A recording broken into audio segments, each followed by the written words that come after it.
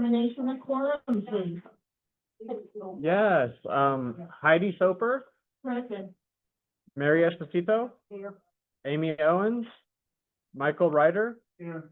Veronica Cortez, Here. and we have a quorum. Thank you.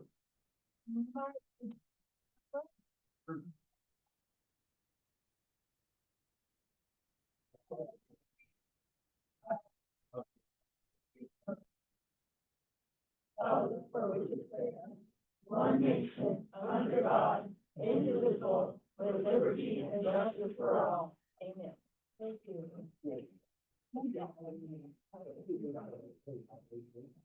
All right, I'm glad you guys are all here. You can hear, there we go. All right. Works number 3 for general public comment. John, would you like to be first? So tonight we'll be hearing from, Sean McGrath, Sun Valley, the record. I'm gonna talk loud, thanks. All right, we're gonna have a representative from, Maynard Consultants talking to us tonight about, the changing the zoning behind the school.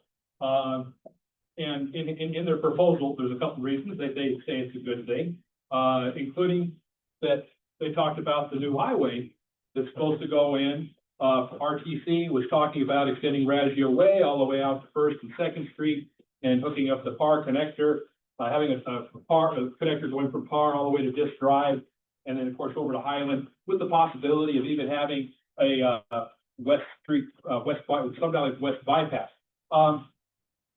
The problem with that, of course, is, as you guys know, I live up on Dandini, and I just got finished fighting a Reno stuff. The project on Dandini, where they're putting 480 units, approved, but by the Reno City Planning Commission 2 to 3, so just barely passed.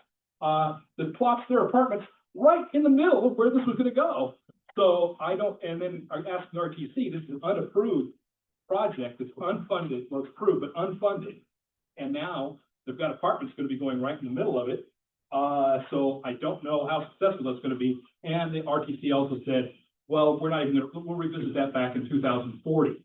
So, so the rezoning for this, saying that there might be extra transportation and stuff like that, don't look for that until the next century. But on the other hand, they pulled out some interesting information that you guys might not know about, from the 40-year plan. That I wasn't even really aware of, but I'll, well, but we'll dig in, we'll keep moving it. 2040, yeah. The Master Plan and Sun Valley Area Plan Policy Review, the Sun Valley Area Plan and Vision Washoe 2040 Master Plan Priority Principles and Policies, out of page 129. By allowing for an increased density across the planning area, this increased density with the minimum density designed as the existing density, that's the minimum, and no maximum density, allows for Sun Valley to facilitate mixed use and multifamily development to enhance community character and provide more opportunities for affordable housing. So the plan, whether you like it or not, has already been made. 2040, the master plan is going to put apartments all along the whole west side of Sun Valley. And they're just going to do it slowly, one little chunk at a time. One little chunk at a time. So here's the first part. We're going to get the zoning change there. It started off in my neighborhood where the county ceded land to Reno. I'm up. You want to finish it here? Absolutely. Heidi, can I remind people that people on Zoom may not be able to hear them without a mic? Right, thank you. Sorry.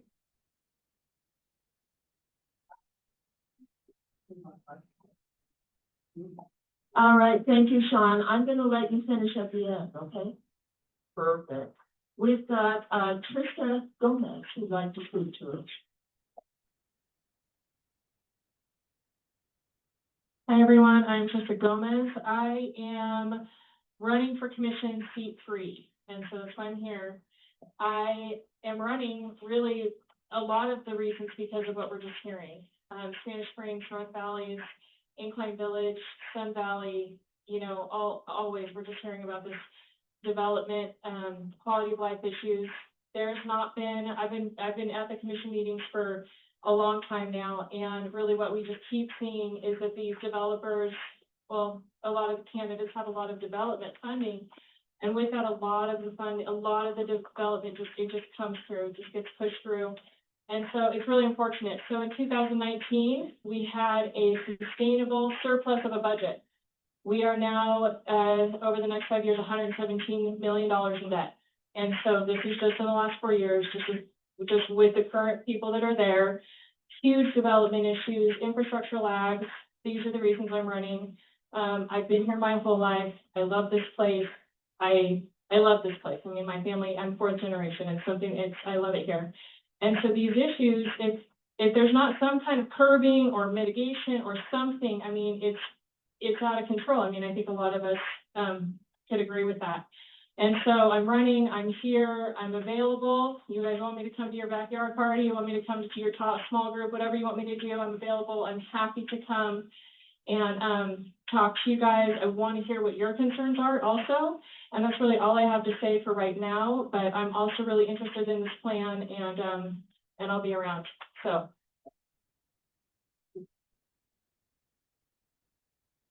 Thank you. Anybody else that didn't fill out a, oh, boy. Cindy? Go ahead, Cindy.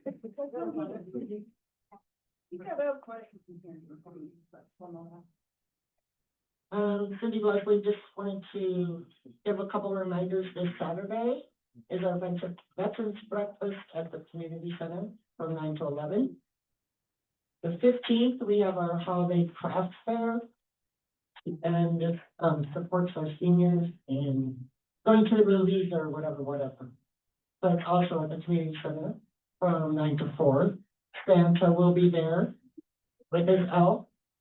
And our seniors, we just had our Halloween party, costume party, and a big thanks to Veronica for some of the prizes. I love those seniors. They're so inventive on their costumes. They're throwing up as painters and Walmart greeters, like what they've done, and they're winning prizes, so I love supporting them. Thank you for allowing me to do that. Thank you, Cindy. Thank you, Veronica. Mark? Mark Newman, for the record, just to repeat, November the 8th, 9 a.m. to 11 is Veterans Breakfast at Sun Valley Center behind the swimming pool on 6th Street. Please let all your veterans know. Good little breakfast. Last year we were the biscuits, gravy, and bacon. Good camaraderie with all of the old veterans and new veterans. Been helping celebrate my birthday too. That's my birthday. All right, anybody else that didn't fill out a form? About the blue bump. Sure. Right. Hi, Veronica Cortez, for the record. Monty Lou sent me a message. She said she can't join as a participant, but that she can hear what's going on in the meeting. So, hi, Monty Lou, thank you for joining us. Tonight's snacks are going to be provided by Crispy Crunch Chicken across the street in the Golden Gate. They have, what I brought tonight was boneless crispy chicken tenders. We got some fresh baked biscuits. There's honey biscuits and blueberry. And then we have some potato wedges. There's some different sauces back there. Feel free to try it out. Just another great option that we have in our community. And what they don't sell in the day, they put in their cold case. So if you want to grab some cold chicken, you can go right across the street and get it in the Golden Gate from Crispy Crunchy Chicken. All right, thank you. We'll move on to number 4. We have 2 months worth of minutes to approve. First one is September 2nd. Have a correction for that. Okay, let's do a motion and then we'll add the correction. I'll move to approve the September 2nd, 2025 minutes. Second? And then make your correction. So under the Neighborhood Development Hub, Hobies is spelled incorrectly. Spelled Hobies and that's spelled wrong. Yeah. It's been moved and seconded with corrections. All those in favor? Aye. Opposed? All right, they are approved. Now we have October 6th minutes. Did everybody read those? All right, could I have a motion to approve October sixth minutes? I'll second it. Are there any changes? Nothing? Okay, all those in favor, vote aye. Aye. Are those opposed? All right, we're official. Okay, we'll move on to number 5, the safety update. And we have our sheriff and our fire department here this time. You guys want to flip a coin? Good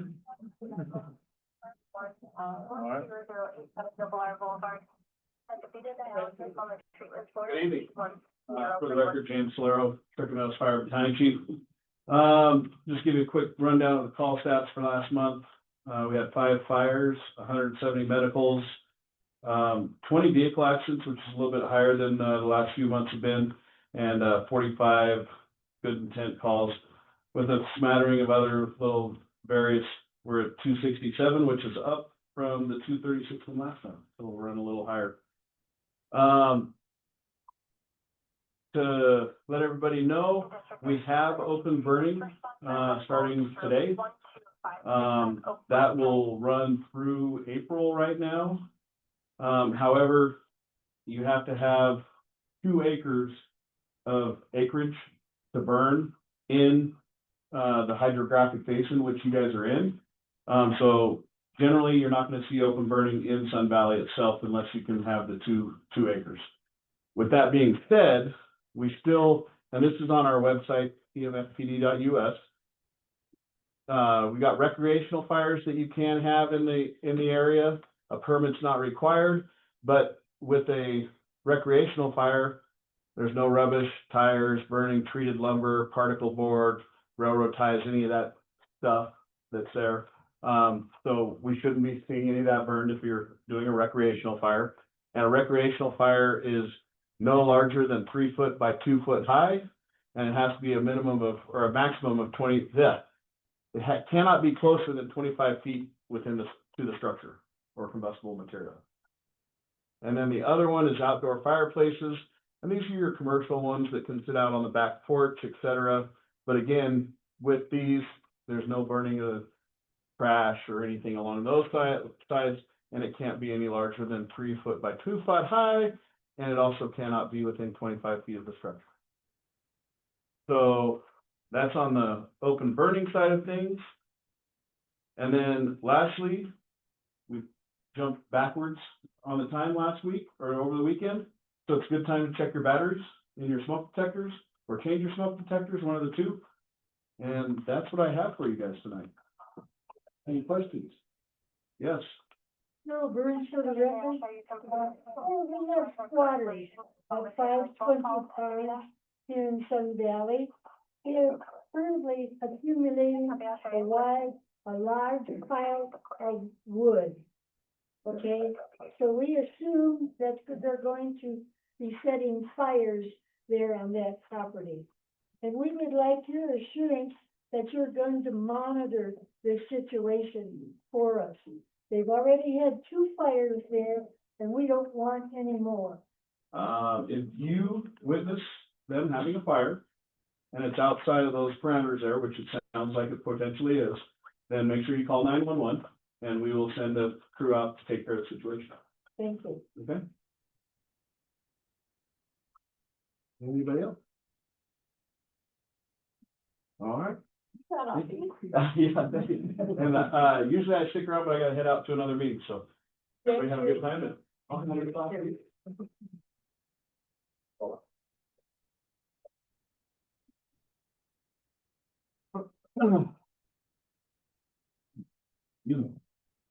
Good evening, Sun Valley. Couple of things I've got for you guys. First off, follow up from a couple of questions you guys had last week. Oh, I apologize. Lieutenant Nicktown, Washoe County Sheriff's Office. That's the most important part. Couple things from last week, last month already.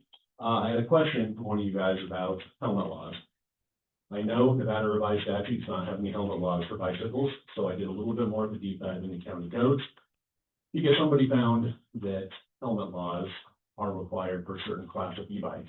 I looked into that, and that's only for Clark County, Las Vegas, and Boulder City. That law does not exist up here in Washoe County or Mina Forest Parks. So in our area, there are no bicycle helmet laws right now. Follow up on that, there was another question I had about the e-bike that you see. Right now, all these e-bikes you see class 1, 2, and 3 are delineated in NRS, and the way they're delineated is 750 watts equals 1 horsepower. They need to be below that.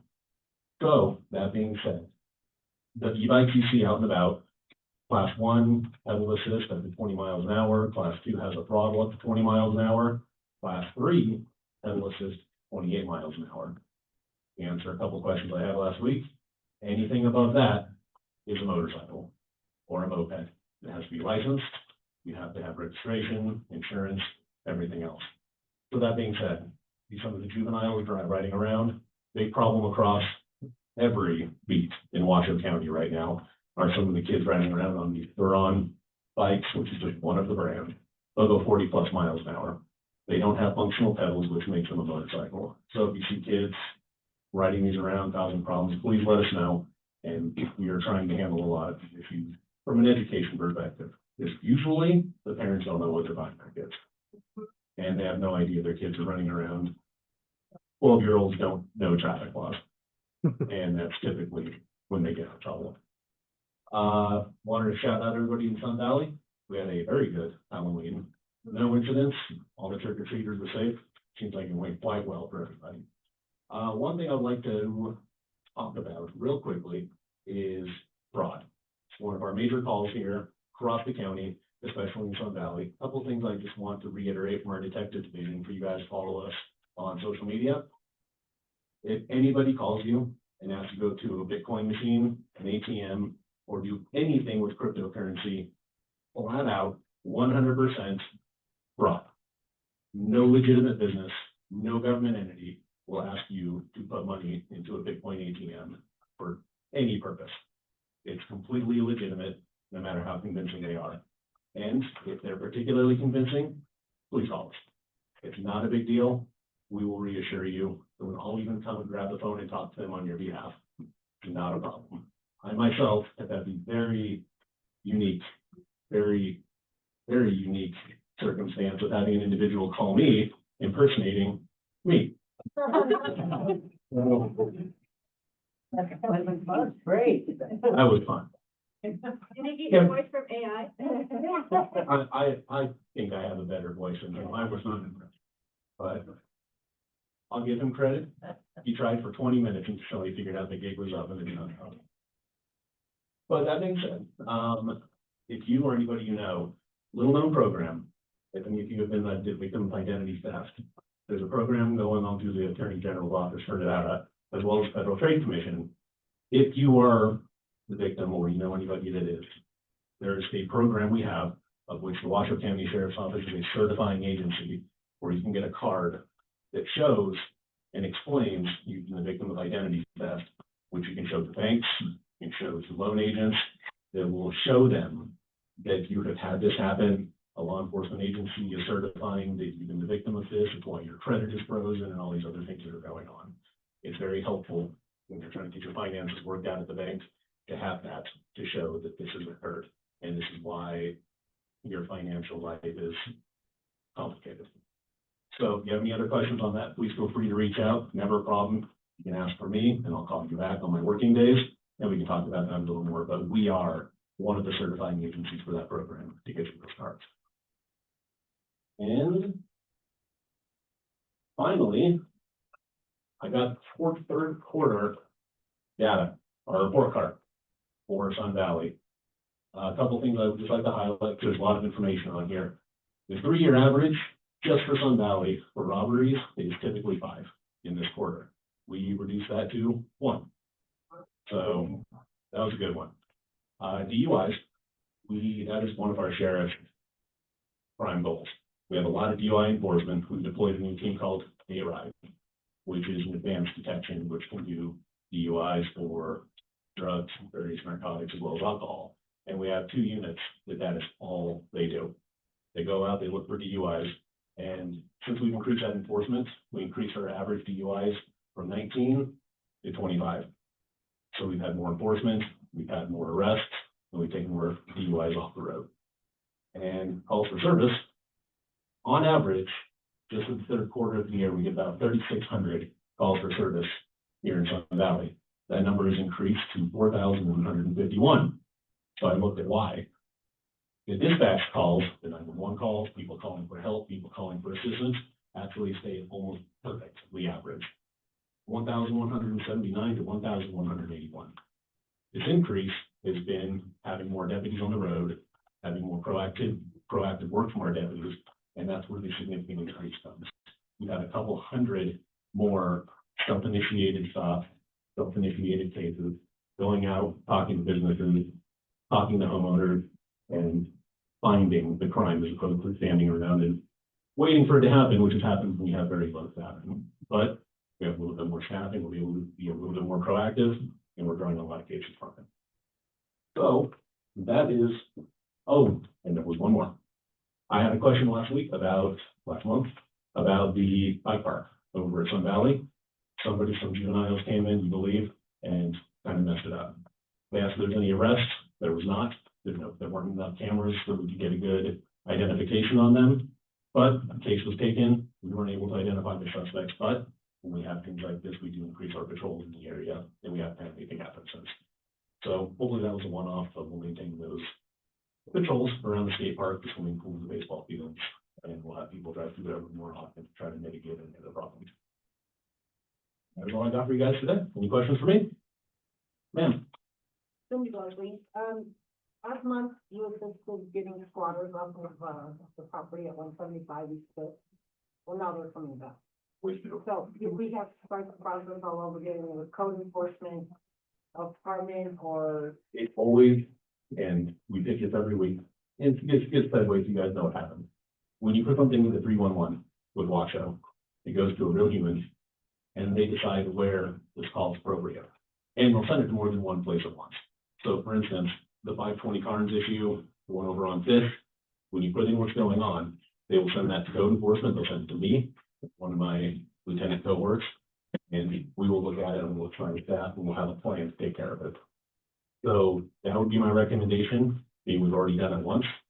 Every week we have a meeting amongst our command staff that has addresses where there's a continual problem.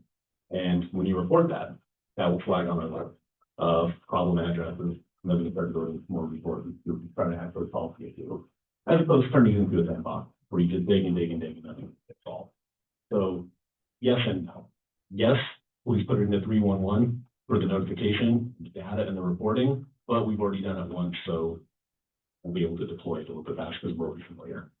The owner of the property lives in California. Yeah. And his brother lives right behind him. Yeah. Through that property.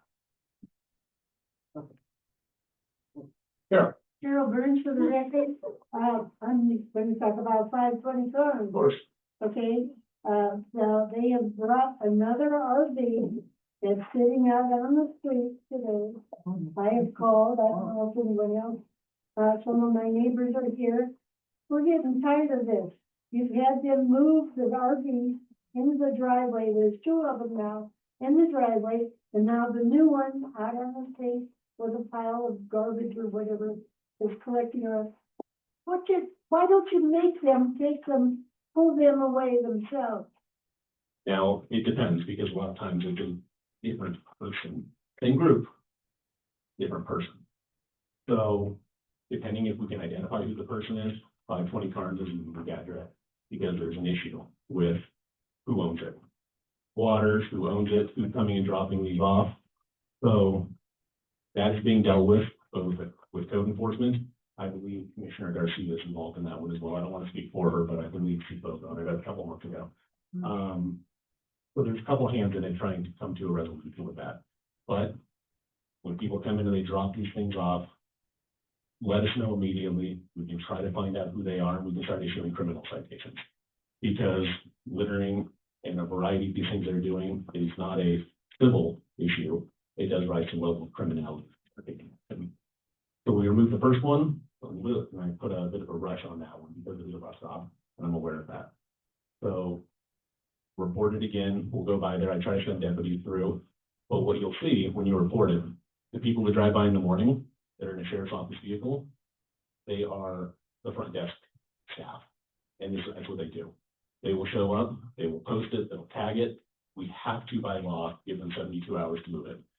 And so we'll start that process with the posting, we'll put it on a spreadsheet, we'll show back up 72 hours later if it hasn't moved and it's still there, now I can take it. But as soon as you report it, I get that process started. And that's just what it says in the statute. We have to give them 72 hours to do so. So report it as soon as you see it, and we can start hopefully trying to come to a more permanent solution. Because abandoning vehicles is, or, To move them in the driveway, because there's two now in the driveway, and the one on the street. yeah, but if they take it off the road, then it's on private property. And I don't have, They're on the street, on their unregistered, unlicensed vehicles. but that's when I have to give them 72 hours, and that's a statute, That's a new statute. 72 hours. So it doesn't matter if it's a trailer, it's an RV, somebody's parking their car illegally, we post it.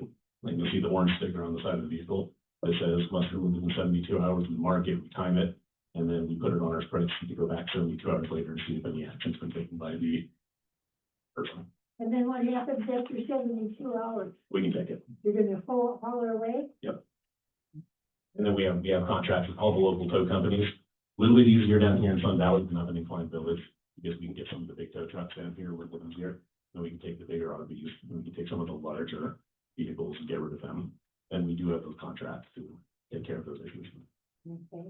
Of course. Sure. As far as, for a lot of the seniors, the Better Business Bureau does a couple times a year on fraud and how to look out for it and everything else. If any, I've been to a few of the different classes. They generally have them at the, McKinley Arts Building on, Keystone and, You know, something like that right there. yeah. Yeah. The McKinley Arts Building. Yeah, no, it's, education is the best way to stop that from happening. And we put out a lot on our socials, but unfortunately, it's lucrative to the bad guys.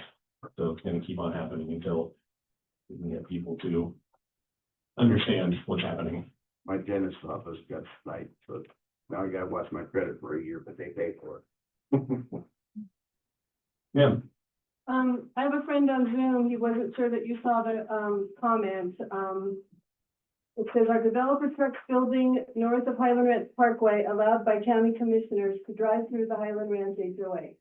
If not, who can prevent that, or is there tax money available for road repairs of massive rock trucks, 5 axles, front and rear, and triples, rolling through Midnight Lightning and Magenta Drive and East 7? that part I don't know, in terms of like tax money and if there's any available fund. That's a little bit out of my purview, but in terms of the legality of it, 311. 311, because then we can get multiple eyes on it. I can have roads look at it, I can send it to our traffic division, which we have a sergeant, that's all he does. So he can look at that, see what's appropriate, what's in the law, what's permitted, because trucks are not allowed to go through whatever residential streets they want, whenever they want. There's rules. So put that out there, we can put some eyes on it for the people who are the subject matter experts on that, especially commercial enforcement, and we can hopefully see if there's anything going on to get care of it. One last comment to that one. The other day I was at the HOA talking with her, and one of the rock trucks came around, built a bunch of rocks. I called up the developer, Ken Prater, and hopefully that will come to an end. It's still happening today, Is it? on New Farm, right past my house. Nice. They just picked a different route. Oh. They come down East 6. That's all it is. Yeah, okay. We'll talk. Point of orders. All right. Any other questions for me? No, I just have a rough comment from Marty Lou. She says that she does have a lot of updates that she will share next time in regards to these questions that he can't answer. He will have updates next time, so we're able to make it. That's my request, yeah. Perfect. Okay?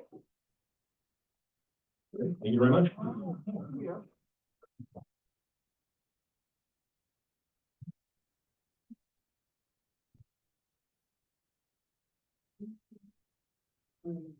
All right, thank you so much.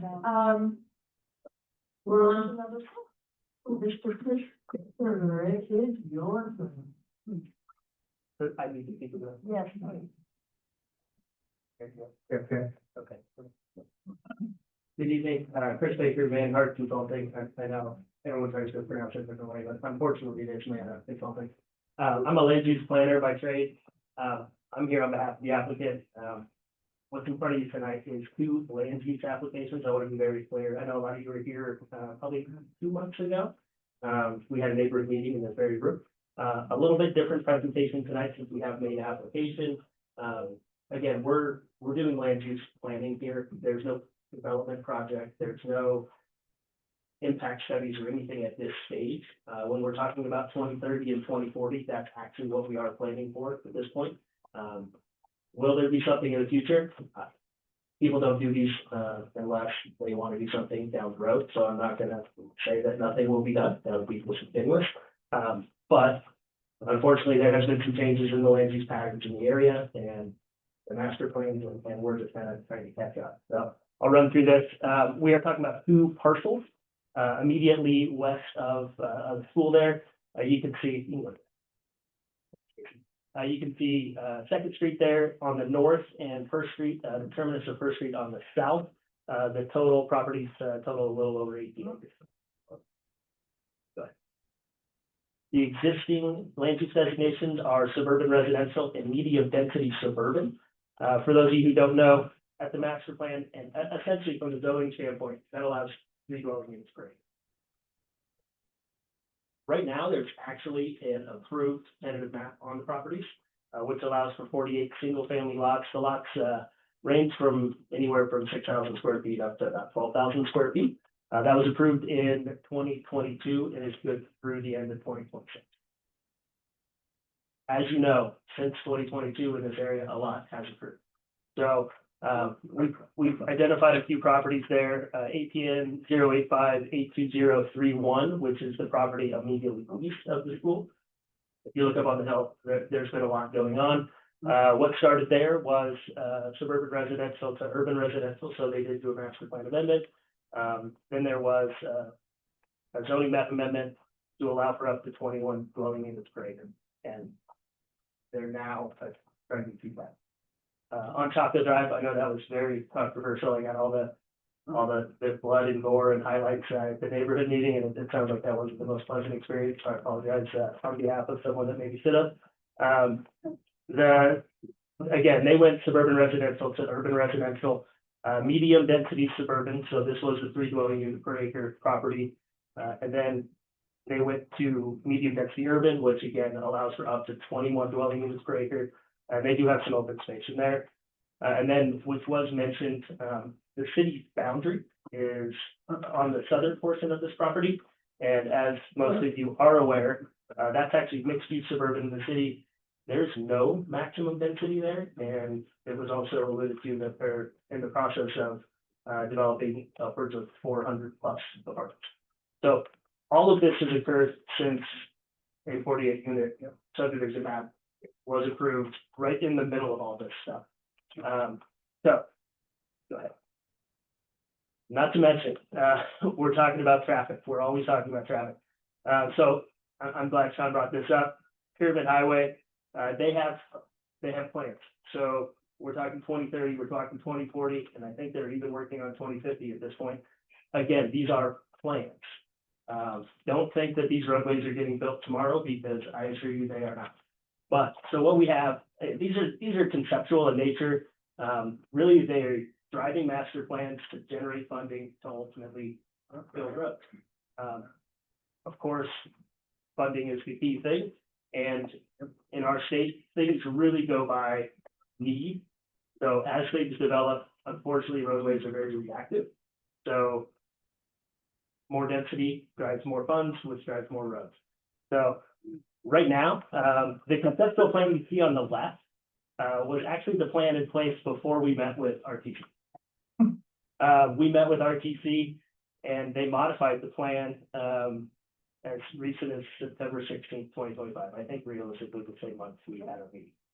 So I think what they found out was they had a road plan right through the property that we were talking about. And again, what we're talking about when they do these things though is they're at a very, very high level. So they're not really even looking at topography, they're not looking at property being private versus public, they're not even looking at property lines.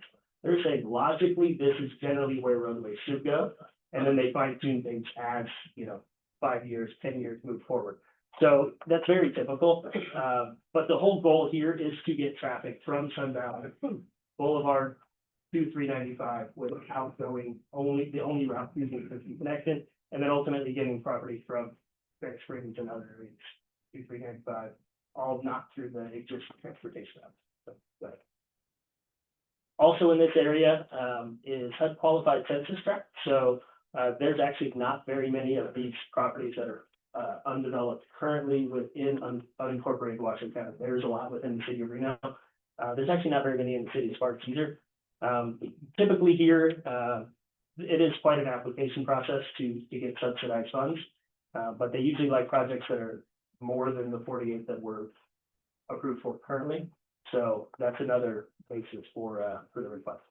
But when we're doing these, we're talking about big picture planning. So we're not doing this in a vacuum. It's not, yes, we are changing colors on a map, but colors on a map ultimately lead potentially to units. Units have sinks and toilets and cars. So what we're looking at is, we did a full discovery with the GID. What's really been determined is with the increase in density around this project, there's actually things already in place now as a result of those proposed projects. So from a sewer and water standpoint, any increase in density is actually handled with existing or already approved and proposed projects. And then from a traffic standpoint, when we're looking at this, we're not looking at the whole region. What would happen there is that would be done with future actual development plans. We're talking about, from a big picture standpoint, if we're going from 3 units to the acre to 10 or 14, can the existing roadways immediately adjacent to the project handle increased traffic? And what we've determined is they can. Again, that doesn't evaluate Sun Valley Boulevard, that's only Second Street and First Street. So I'll be very clear. So the request that we'd be proposing is a master plan amendment from suburban to residential to urban residential and open space. You'll see in the next slide, there's a lot of lowness on the southern portion, which currently isn't identified for open space, but I think it's a really opportune spot to put some trail connections or other things for the open space, the existing Washoe County open space. And then a zoning map amendment from medium density suburban to low density urban, and then open space like I mentioned. Those are the applications that we would be proposing independent of the county. If approved, there would actually be a regional plan amendment, which would require this, and Washoe County themselves would take this forward, which would require a tier 3 to tier 2, because we'd be talking about going over the allowable density, allowing one tier to the other, and that would be approved by a regional planning commission and regional governing board. And again, since we're not proposing any development today, we're just more or less changing colors on a map. Any development that goes forward would trigger really some sort of special use permit. If they're going with multifamily by itself would trigger a special use permit. They're going with anything that has substantial grading, anything more than, I think it's 50 cubic yards, which isn't really that much, would trigger a special use permit in itself. So this isn't kind of a bait and switch and try to move something forward without showing the community a future development project. Pretty much anything that has to go there or will go there will have to come back and then do full water sewer analysis, full traffic studies, show elevations, show grading, show site plans, utilities, et cetera. So what we are proposing, again, is the master plan to urban residential and the proposed zoning. We're requesting low density urban, where everyone else in the area actually went to 21 dwelling units to the acre. We're not. We kind of fit in between some of these properties. We don't have open space completely surrounding us. We're looking to be very sensitive to some of the surrounding development. So the medium density is actually the lowest we can go in that master plan designation, which allows for 10 to 14 dwelling units to the acre. So trying to provide a little bit of a transition, but still be in compliance with the existing master plan that's in place. So a little bit of justification. It aligns the subject property with recent changes in the area, and then again provides opportunity for affordable housing near schools, jobs, and public transportation. So with that, I'm available for questions. I'm sure everyone has a lot. What's the difference between urban and suburban? So How many houses would be on an acre in urban as opposed to suburban? So allowable density, so you're talking about the suburban allows for up to, I believe it is the 10, and we're going one tier higher than that. So right now, the current property allows for 3 dwelling units per acre. We are requesting 10 to 14 10 to 14 per acre? per acre, correct? So what size lot would that be? Well, Or is it multiple dwellings? it could be either, it allows for both. So the next designation up, which is all the surrounding properties have been approved for, do not actually allow for the single family. They really don't encourage it. We are proposing, I don't know what's ultimately gonna go there, but I know the 3 dwelling units per the acre is not compliant with the surrounding property designations that have changed in 22. So that's the route that we're going. Well, thank you. Actually, on the north side of it, there are residential homes Sure. to the north side of it. Yeah. Across On the the other drive down side. the street, got open area to one side. You just have to deal with the new apartments that they put in on the south side. The other thing is in your traffic study on Second Street, have you included the future of your Chocolate Drive apartments? Because right now, you go down Second Street as it is right now, and it's backed up. You can't get out onto Sun Valley Drive in the morning because the traffic's backed up to Fourth or Fifth Street. You're not gonna get off of Second Street. Where are you gonna go? The answer is yes. So the actual analysis was done post approval of Chocolate Drive. So it includes existing background traffic and future proposed, ultimately. So yeah. How are they designating, what are the definitions around crop? I mean, what are they saying? Are they using a certain number of cars per hour? Are they using a certain amount, how are they defining those? So my name is Jessica Gomez. So again, there has not been a full traffic impact analysis associated. We're changing colors on the map. So, because we don't have a process. So there has to be a process. We have to know how many units, we have to know where they're going, we have to have an actual site plan, we have to have a grading plan. That's not a, so to get back to your original question, everything's done by level of service. So level of service E or higher is an allowable standard.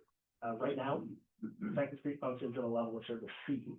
And with future development and future proposed improvements and any increase here, it's been determined by the transportation engineer that it would continue. Again, this is only second. I'm just, Continue to what function. does that mean? I love to see.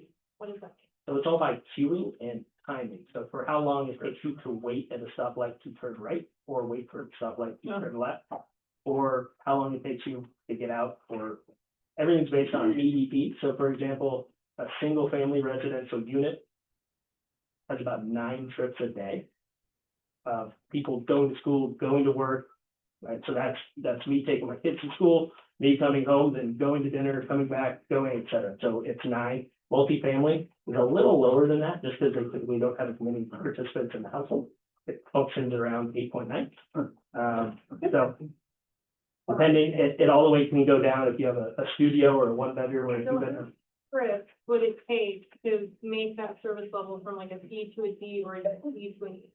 So you're talking about a standard local road like that has like 6,000 trips a day. So, and they talk about peak hour trips, so that's from 7 in the morning to 9 in the morning, so when the roads are typically the busiest. And then from 4 to 6 in the afternoon are the peak hours. So anytime you qualify for a traffic analysis, it's based on how many trips you're proposing with your project. In this case, there's 80 peak hour trips required for a trigger or 500 daily. So anytime you're doing more than 80 residential units, you have to do a full traffic impact analysis. Anytime you're doing more than 500 trips a day, you have to do a full traffic impact analysis. And if you're doing more than 100, you have to do what's called an egress approach analysis, which also gets reviewed by the county organization. And what are the developers responsible for? All of that. As far as building the new roads, just on the market. So the way traffic impact analysis, and I'm not transportation, but the way they function is they generate a report. They show existing trips and the existing level of service, proposed trips in the area, that's projects that are currently approved, but not built, and then they plug this, say, if there was a project proposed, they would plug that in. So there's an existing background level of service, and then it's based on any increase and what that would do, pushing the level of service either up or down. And then they have a list of recommendations. So those recommendations would actually be incorporated into an approval process. So in this case, when I say special use permit, that's a full submittal, full grading plans, architectural elevations, goes to planning commission. Hopefully they would come back here, goes to planning commission, has to receive a vote. With that, they'll have conditions of approval. The recommendations in the transportation report will actually be codified as a condition of approval. So if you need to build a new left turn lane, or you need to add a stoplight, or queuing for a stop sign, all of those recommendations based on the requirements to meet the level of service threshold would be codified in the condition of approval. So What do they consider the time between those peak hours? Mark Newman for the record again. What do they consider the peak hours? The 7 to 9 in the morning, and then 4 to 6. 4 to 6. And what do they consider a reasonable waiting time? Well, 45 minutes, an hour? that really, Now, if you build those, it's an hour and a half. well, Is that considerable, reasonable waiting time? obviously no. I mean, but you're getting into very technical things for a report or a project that hasn't been proposed.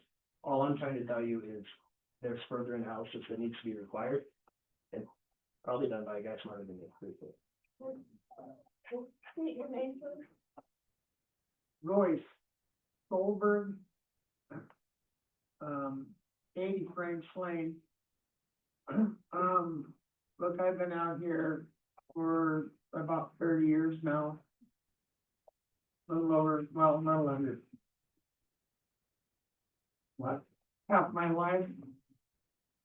And it is really, really frustrating, as what he said, the traffic out there, people are using it as a shortcut because they don't want to wait on the highway.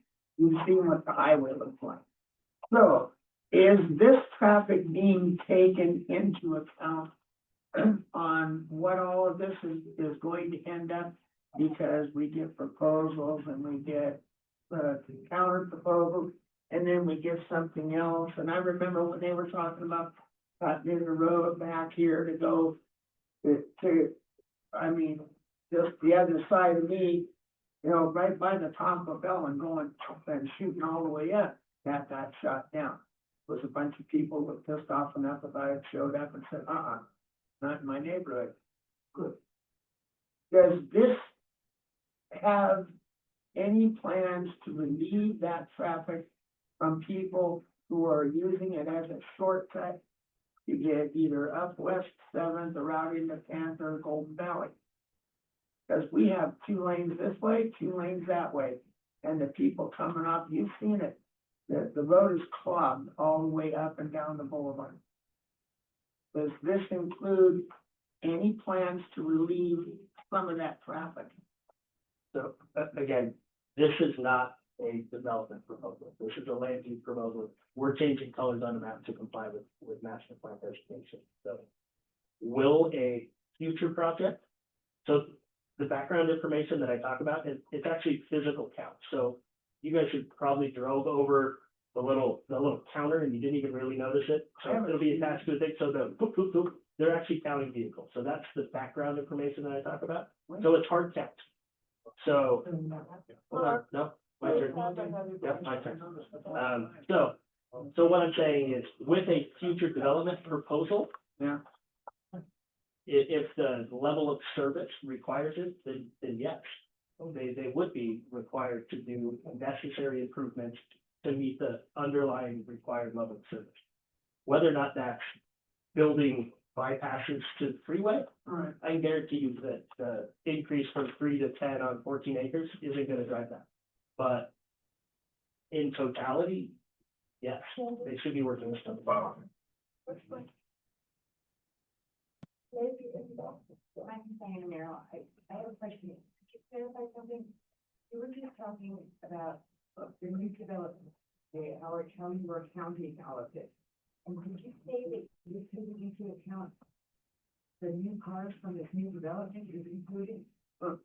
So when you're doing background traffic, so there's variables in a traffic. So there's background traffic, which is actual cars physically on the road. And then there's planned uses. So like when we're talking about all these developments that have approvals but are not built, there's that calculation that I talked about where it's, you know, 8 cars per dwelling unit. Excuse me? How are you calculating that number? By what, one car per home or what? No, so it's based on the land use. So if there's a proposal for development, you know, they'll have a multifamily land use. So there's a transportation engineer's catalog, and each land use has a assigned trip.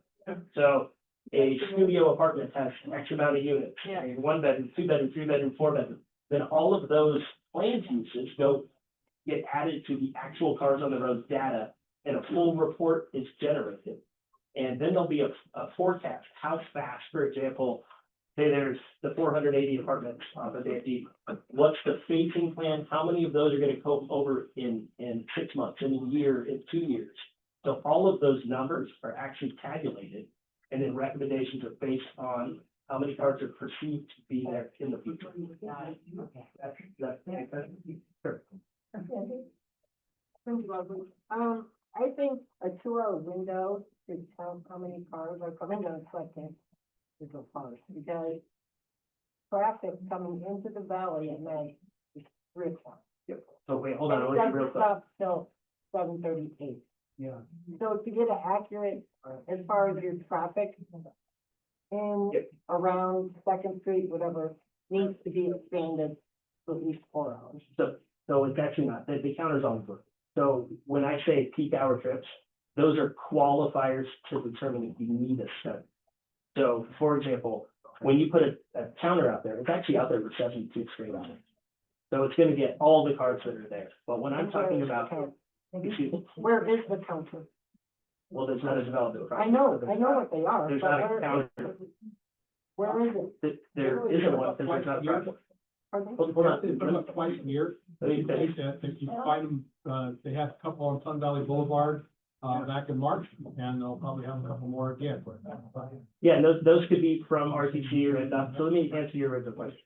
So when we're talking about qualifiers for needing a full study, so the peak hour trips, if you go over 80 of those between 7 and 9 in the morning or 4 and 6 in the afternoon. Again, we don't need counters to determine that. The peak hour trip is one trip per dwelling unit. They assume at least one per dwelling unit is gonna happen. So any project that is over 8 units needs a traffic study. But what we're talking about is the thresholds for improvement, because obviously the most cars are on the road at those times. But yet to clarify, the counter's there the whole time, and the data is quantified the whole time. It's just really focused on those peak outcomes. So a couple questions. My name is Mr. Gomez. A couple questions. The planning commission, and actually, the county commission just overturned a planning commission's denial of a project. And very much against residents. So with the understanding that if the commission's not approving these projects, then the developer will basically sue the commission because that's their land and they can use it how they want to. So everywhere I go, right, there's resident opposition to this building because of traffic. So is it true that that's a tactic? Another thing is it true that really the developer isn't really that responsible for the traffic and the commission relies on the RTC to decide the roadways? And so really they're working together, but they're not really working together because, as you said, these development projects are always in arrears. And so, and then in addition to that, what is the financial obligation of the developer for these projects for long-term infrastructure in this community? So it would be 3 questions. Okay, so let me tackle it one more. So the first one was the disconnect between the planning commission and the commission itself and that, sorry, and that. Would be, what I've seen oftentimes is that the commission uses this idea that the developers are going to sue them if they're not allowed to use the plan. Okay. Is that a habit? No, hopefully not. So here's how it actually works. So when we're doing land use development, so actual forecasting and planning, so there's a development code, which is essentially the ground level. That's how tall your building can be, how much landscaping you need, what your setbacks are, your lighting, your signage. Yep, hold on. So that is your actual zoning. So when we're talking about medium density versus low density urban, we're changing the regulations, which is the allowable density and the standards that are allowed there. When we're talking about the master plan, that is that 2040, 2050, the master plan is a living document that is, it grows organically. As the community changes as a whole, anyone can propose modifications to the property, or the county can come in and do sweeping modifications through a series of public hearings. All of these actually are governed by findings of fact through NRS. So state law 278 says you can do this if you can demonstrate that these facts can be made. If you can't make the facts, you don't have a case and you shouldn't make application. If you do have the facts, realistically, the commission has the decision to be able to say, I can make them or I can't make them. If they can make them, they're really bound to vote for it. If they can't make them, they have the ability to vote against it. And then if for some reason something does get voted against, yes, there could be legal precedent for a suit.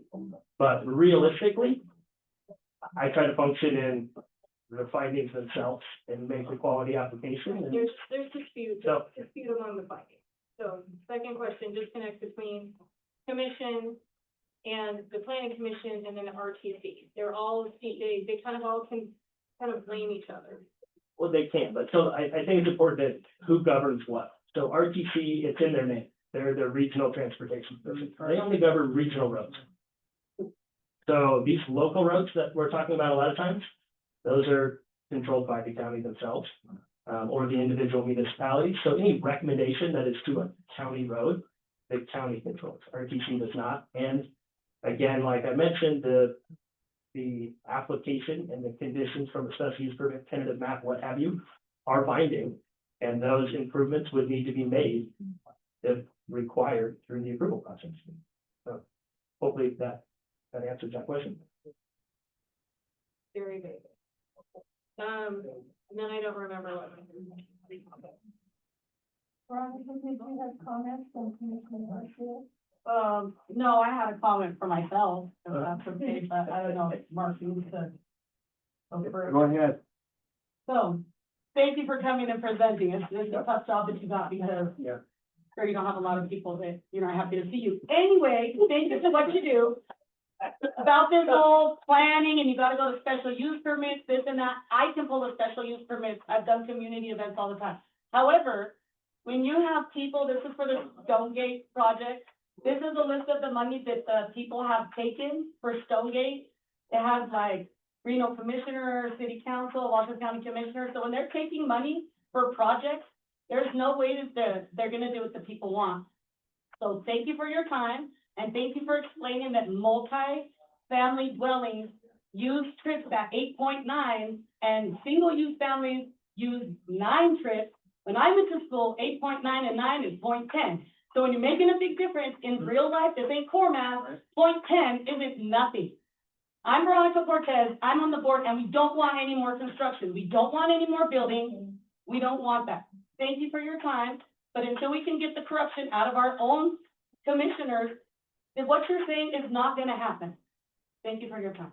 And I apologize, I did misspoke on your, it's 7.83. Oh, If you want- sorry, No, hold on. 7.83 and 9? And it's 9.8, sorry. Oh, okay, I will write this down. One more time, 7 One what? more question. 7.83 Mhm. and 9.8. Mark Newman for the record. all of the Sun Valley residents were here a few years back, and we've all thought that, yes, it would be very good to have the housing project put in there to help improve the area. Now all the people in the Sun Valley are against more apartments. If they were condos, it might hold a little bit of difference because the person that actually owns the property seems to take better care of the property and their community. Okay. The other thing is for your little rubber bumpers, I fought for it before COVID and finally got some put out on Highland Ranch Boulevard. You know, when they put them out, COVID. And they said, oh, there's less traffic now than there was when that was first built. It took me 2 more years before they put a counter. Now RTC is looking at improving Highland Ranch Boulevard. So that's all I got to say for the counter. For the record, Chris, I just want to thank you for coming. You guys, he didn't have to come. He already came to Hobie's. He talked to us about the development project. Those of you that came to that meeting, we want developers to come to this meeting. So thank you for not getting out the pitchforks and the things, because sometimes they earn it, right? So Chris, I just want to thank you for coming and being here tonight and trying to explain, you guys, the master plan is what it is, and anybody can get a special use permit and build houses in any dwelling if the commission gives it to them. So remember, next year's a voting year, folks.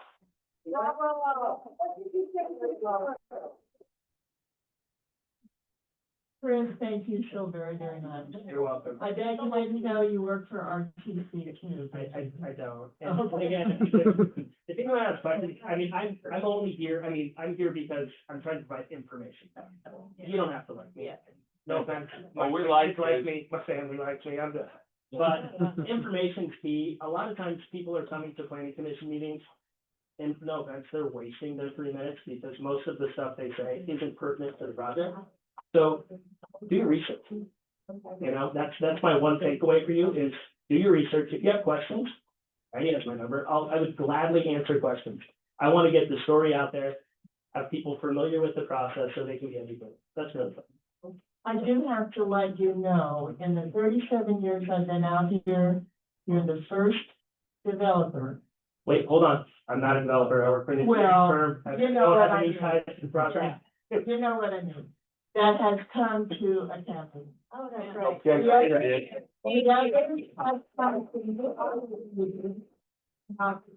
So I thank you so very much.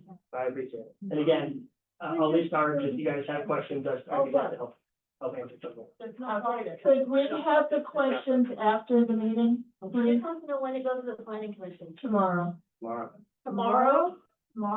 Tomorrow at 6 o'clock. Thank you for taking that last question. Yeah. Tomorrow. I don't make this. Tomorrow at 6. Tomorrow at 6. The commissioners. Make it public, go tomorrow. Thank you again, Chris. Thank you. There, like, where? Do you have anything to share? I pulled up some stuff, so we'll see. I'm sure most of you already know, but. All right, so Casey McDonald for the record. Yeah, let me get that. Yes. Casey McDonald for the record, for the neighborhood development hub. It looks like there's no upcoming projects for District 3. There's one out in District 4 and 5. And then we have, of course, our engagement portal. So if you had any other follow-ups you wanted to add to tonight's meeting or anything you think of afterwards, please do use those input portals. You can scan the QR code on the agendas, which you can find at the front of the meeting. And we can get those questions also to Chris as well, or any other questions regarding Sun Valley you may have, or any of the other areas throughout Washoe County. And then we got typically you can sign up for notifications on the county page. It's pretty easy to find. If you go to the BCC page, see all the commissioners. You can sign up to receive district news, and you can find out when any developments any of the neighborhood meetings are going to happen, so we don't miss those. And lastly, we have board and commission openings. We've got a few coming up. So we have emergency medical services advisory board opening. That one Does not say the. Oh, there we go. Is a four-year continuous quality improvement representative term beginning November 1st, 2025. Law Library Board of Trustees opening. And an open space and Regional Parks Commission opening, so you can find those on the county website and apply to them if it's something you're interested in doing. That's all I have. All right, thank you. We're gonna move on to number 8. Commissioner Garcia is not here with us tonight. She's listening, but she can't talk to us. I have a bunch of things to say, and then we'll see if anybody else on the board does as well. Cindy reminded everybody about the craft fair, November 15th, 9 to 4. And Veterans Breakfast, November 8th, 9 to 1, all up at the community center. And I do want to let you know that the agendas for December and January are already planned. In December, Katie Jo Collier from Nevada Energy is going to come and speak with us about the Green Cross program. And in January, Timothy Johnston from the Better Business Bureau is going to speak to us about scams that the senior citizens kind of fall into. You know, I worked hard for that. Thank you. We've been waiting a long time for this. Also, Spanish Springs tab is this Wednesday at 6 o'clock at the library on Permit Highway. RTC will be there with several road updates, including Highland Ranch and Pyramid Highway. Yeah, anybody can go to these meetings, so if you are interested, library on Pyramid Highway at 6 o'clock on Wednesday. Tuesday, tomorrow, 6 o'clock in the commission chambers. Chris will be there, telling us about what he talked about today. So he'll be telling the planning commission all about that, and we'll see what they have to say. 2 more. Commissioner Garcia was going to talk about Solari's. I don't know if you've been past Solari's lately. There's a big for sale sign on it. Building is not for sale. The equipment, everything, the furniture, all the stuff inside, the trucks, everything is going up for auction. Grocery Outlet is interested. They are going to go by and see if there's any hope of them going in there. So I don't know when the auction is. I don't have any idea. I know Commissioner has all that information. I spoke with the branch manager of Wells Fargo Northtown. And, after we took care of business, I said, why did you close Sun Valley? He gave me kind of a Tony Song and Dance song. He said the last branch I was at, they closed it too. And I was told as a branch manager that they're closing these branches so that they can take care of the rural area. Well, don't ask, I asked, I didn't. Yeah, that was just been used. I said, why did you take the ATM out? Well, the branch isn't there anymore. So I said, that's really stupid. I said, you've really angered a vast majority of Sun Valley. That's an understatement. He said, go on, what did I do? Go on the website for Wells Fargo and go to contact us, send an email, voice your concerns, and he said the emails are read. So I've written 3 generic emails, and every week I send all 3, and I'll keep doing them for however long it takes to get an answer. Our next meeting is December 1st, 6 o'clock, right here. I hope you guys will all be here. I've seen some new faces tonight, and I'm really happy that you're here. I hope you keep coming back. Don't forget that we want to hear what you're concerned about. We want to hear what you like, what you don't like. There's forms in that back table. One is green and one is blue. If you want to fill it out, it tells me what you want to hear about. And that way we can make arrangements to have guest speakers at our CAB meeting. So don't be afraid to fill those out and let me have them, and we'll work on it. So again, thank you. Does anybody else have anything? Veronica? I think there's a public comment, I'll speak. Okay. Mike? No. Dave? Mary? No. All right, then we're back to, One second, what you said about the bank manager, because I also talked to him, and I got the same from him. yeah. That was something different. Yeah. All right, we have two speakers for the end and one is gone. Did you want to finish that? Oh, yeah. Okay, you got another 3 minutes. All right, Chris, this is Sean McGrath for the record. I guess I have to talk to my microphone. Chris, thank you very much. Your packet is so much better than, say, Woodridge, Woodhouse, whoever that developer people are. And like you said, this is just a matter of changing colors, but it's not just a matter of changing colors. Because once those colors have changed on the map, then it's a solid progression, like a train rolling down the track. The first step of laying that track is changing the colors. Because once those colors are changed, the track is laid Wide open. and off it goes.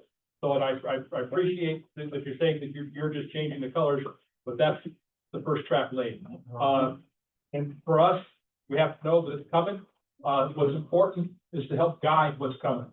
Our commissioners the planning commissioners are the ones who put the contingencies out there when, the stuff happens. They're the ones that have to ask for these developers to put the traffic lights in. They're the ones that have to say, we need to get this put in or that put in, we need this much more parks, we need this much more lighting.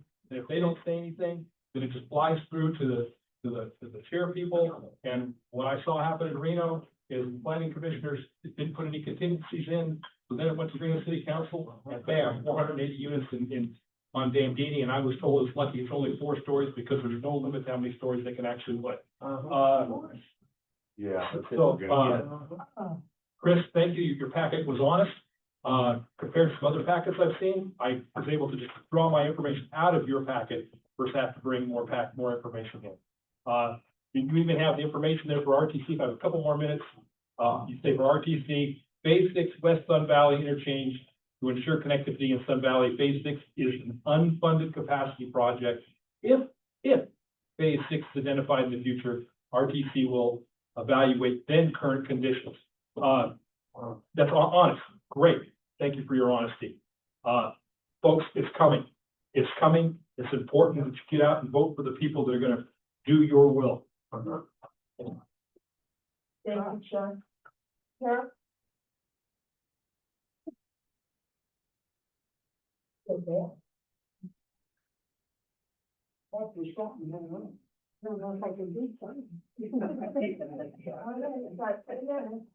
Carol Burns for the record. Now, it didn't show on this one, but, previous agendas that should follow up of previous things that we brought to the board. And I'm curious, I've been asking about traffic and someone, or not traffic, about taking care of the roads out here. And I wonder, sir, if you have any information back for us regarding the cleaning of the right of ways here in Sun Valley and Sun Valley Boulevard. This is my third line. So I will bring that to her and let her know that you have asked about that.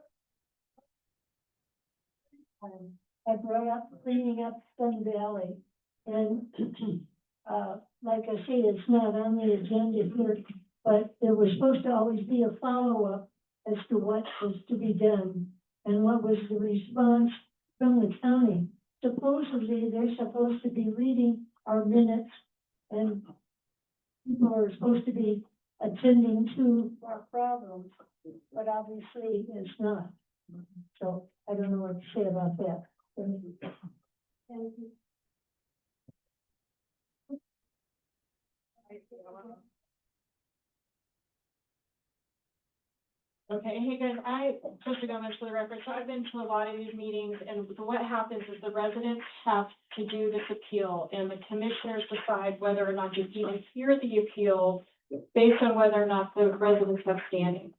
And it's a big, expensive, very expensive process, and really, this is what we know right now. Homeowners are having their insurances canceled. Homeowners, I mean, we have a very high road tax, and we have very, obviously our roads are not adequate for the development that we're seeing. Private water people are in dispute of what is, if water is sufficient, not sufficient groundwater. So there's all these things that are happening right now, and really, we residents are at a disadvantage. And so I can't make one, I have plans for every other night this week. I won't be making the planning commission meeting, but if you ever go, you have to, there's these criteria that they have to meet for one of the developments out in North Valleys, the planning commission actually denied that change, and Mary Luz Garcia was one who she set the stage to overturn it and let the developers, engineers, have their engineering firm overturn the planning commission. And so, I don't know, I cannot understand why they're pushing development so heavily when the residents are so heavily against it. I can't figure it out, other than the funding that they're getting. But, really what I would say is talk to your commissioners about why they're allowing this. I mean, our flood zones are changing, our groundwater is changing, so many things are changing, and and our insurance. I mean, how many of you guys have gotten kicked off your insurance or had your insurance raised, car insurance, home insurance? I mean, these are important issues. These are impactful issues that we deal with every day. And so, it's cost of living, it's affordability, it's quality of life, and we are just being bombarded. And so these are things that I would really talk to your commissioner about if you're in District 5. I know Jeannie's really sympathetic to residents. And, the new commissioner coming in because she's turned out, I mean, that's really important. So, I'm really happy to help in whatever way I can. Unfortunately, we're so limited without funds to fight these, and, they're not really gonna go with us anyway. So that's my spiel. Good luck at the planning commission tomorrow, and, that's all I have. Somebody else? All right. We have one. Open comment? Yeah, the public comment. Yeah, so that's clearly. Thank you. A total change of what you've currently been discussing. My name is Tracy Dean, and I am the Director of Community CAT. Director of what? Community CAT. Okay. Community CAT is a 26-year-old nonprofit, independent, grassroots, local group. And for 26 years, we've been helping Sun Valley to a great extent. We are here every week. I can tell you 16 cats, helping cats.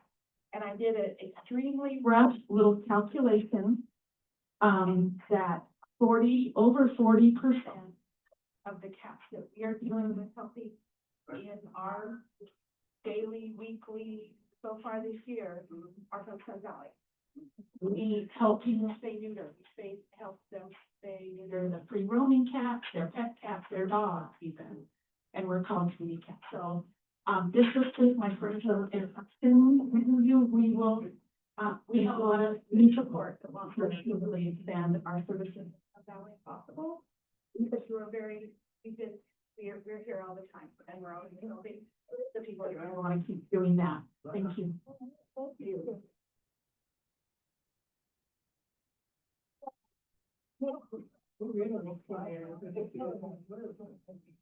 And we're on this nice county flyer. Veronica Cortez, board member. As a public comment, I wanted to announce my candidacy for County Commissioner of District 5. Jeannie Herman's going to be turned out. So I did want to let everybody know that if you see Veronica Cortez on the ballot, that's me. My campaign will be Veronica for a Better Nevada. So I will be walking around, talking to people. I talk to people on both sides, you know, I want to know what's going on. I'm a property owner, I'm a homeowner, my kid's in the Washoe County School District, I work for the Washoe County School District, I'm a business owner, I have livestock, I was born at St. Mary's, I graduated from Washoe County High School, like, I've bled Washoe County for the past 48 years of my life. My grandparents came from Texas in the 50s, my parents graduated from Hug High, my sister graduated from Sparks, I ended up graduating from Washoe High, so, I feel like this is a calling from God, I'm not in it because I'm a politician, I'm just a regular citizen that feels like somebody needs to stand up there and, you know, represent you honestly and fairly and not be encouraged by money. I don't know if you know my background, but I work very hard. I have 5 legitimate jobs that I pay taxes on and I get my little paycheck and I don't think this is working. The food that I bring in every week is not donated. It doesn't work. It's not donated. I take that out of my own personal money that I make to feed the community because that's what the Bible says. Feed the hungry, get the community together, but, am I up? Anyway. No, go ahead, get going. Oh, County Commissioner District 5, that's gonna take me, if I get it, up to the California-Oregon border. I've been, you know, mentoring underneath, Jeannie Herman, we've been meeting, she's been telling me, you know, some things with the residents. I don't consider myself, oh, you guys constituents, no, we're all citizens, you guys are my neighbors. I've been coming to these meetings 2 years. And I hear the same things and nothing's changing. Like she said, it's the county commissioners, and we have these lists of donations, nothing's gonna change. We gotta get people up there that are not encouraged by money. We're paying our own bills. My house is paid for. I am inviting people to eat all the time. Why? Because this is what community is. We need to stick together. And I hope when it's time if you're in District 5, or I don't know how voting works. I'm new to all this. Vote for me, Veronica Cortez.